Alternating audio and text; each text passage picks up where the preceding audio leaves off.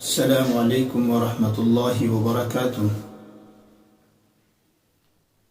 اس کے پہلے جو گناہ ہم نے آپ کے سامنے بتلایا وہ تھا گالی گلوچ کرنا،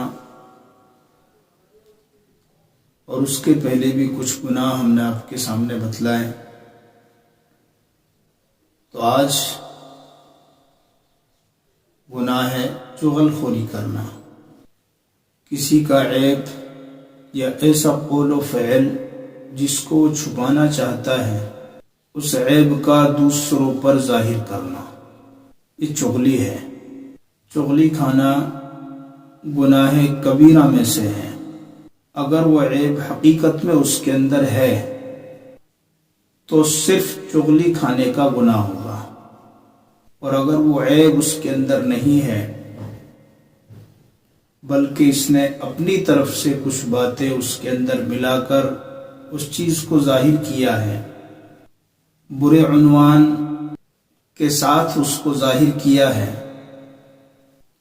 تو یہ افتراء اور بہتان بھی ہے جو مستقل کبیرہ گناہ ہے، اور جس کی طرف سے چغلی کی گئی ہے اگر اس کے کسی عیب کا اظہار ہے تو غیبت بھی ہے جو تیسرا گناہ کبیرہ ہے۔ یہ بندہ ایک ہی گناہ میں تین کبیرہ گناہوں کا مرتکب ہو جاتا ہے۔ حضرت عمر بن عبدالعزیز رحمۃ اللہ علیہ کے پاس ایک شخص آیا، کسی شخص کی طرف سے کوئی بات نقل کی۔ آپ نے فرمایا، دیکھو، یا تو ہم اس بات کی تحقیق کریں، اور تم جھوٹے ثابت ہوئے تو تم اس آیت میں داخل ہو، ان جاءکم فاسق بنبأ فتبینوا، اور اگر تم سچے ہو تو اس آیت میں داخل ہو، ہماز مشاء بنمیم، یعنی غیبت کرنے والا اور چغلی کھانے والا، اور اگر چاہو تو ہم معاف فرما دیں اور بات کو یہیں پر ختم کر دیں۔ اس شخص نے کہا کہ امیر المؤمنین، میں معافی چاہتا ہوں، آئندہ کبھی ایسا کام نہیں کروں گا۔ قرآن کریم کی بہت سی آیات کے اندر چغلی کھانے کی مذمت و حرمت بیان کی گئی ہے۔ حضور صلی اللہ علیہ وسلم نے فرمایا کہ میں تمہیں بتلاتا ہوں کہ تم میں بدترین لوگ کون ہیں۔ فرمایا کہ وہ لوگ جو چغلی کھاتے ہیں، جو دوستوں میں باہم فساد ڈلوا دیتے ہیں، جھگڑے کروا دیتے ہیں، یہ بدترین انسان اللہ کے نبی نے بتلائے، جو بے قصور لوگوں کے عیب تلاشتے ہیں۔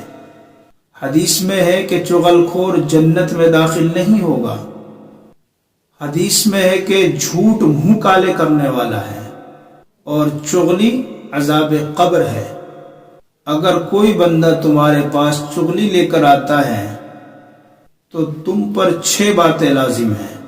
نمبر 1 یہ کہ اس کی تصدیق نہ کرو، دوسرا یہ کہ اس کو اس فعل سے، اس کام سے روکو، اس کو نصیحت کرو، تیسرا یہ کہ اس کے اس کام کو برا سمجھو، مبغوض سمجھو، چوتھا یہ کہ اپنے بھائی جو غائب ہے، جس کی چغلی لے کر آیا ہے، اس سے بدگمان نہ ہو، پانچواں یہ کہ اس کے کہنے کی وجہ سے تجسس کے اندر نہ پڑو کہ اس کی وہ برائی، اس کا وہ عیب ہم تلاش کرنے لگ جائیں، کیونکہ یہ خود کبیرہ گناہوں میں سے گناہ ہے۔ چھٹا یہ کہ اس چغل خوری کا قول کسی سے ظاہر نہ کرو، ورنہ تم بھی چغل خوری کرنے والے بن جاؤ گے۔ آپ ذرا غور کریں کہ کتنے ایمان والے اس گناہ کبیرہ سے بچتے ہیں یا بچنے کی کوشش کرتے ہیں۔ ہماری محفلوں کا مشغلہ ہی چغل خوری ہے، غیبت ہے، بد کلامی ہے، بد زبانی ہے۔ یہ وہ کبیرہ گناہ ہیں جو بلا وجہ ہم کو برباد کر رہے ہیں۔ نہ ان میں کوئی فائدہ ہے اور نہ کوئی لذت ہے، صرف شیطانی دھوکہ ہے۔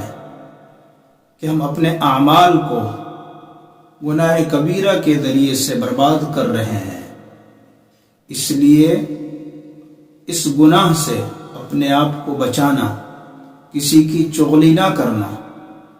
اللہ تعالیٰ سے دعا کریں اللہ مجھ کو آپ سب کو عمل کی توفیق عطا فرمائے۔ السلام علیکم ورحمۃ اللہ وبرکاتہ۔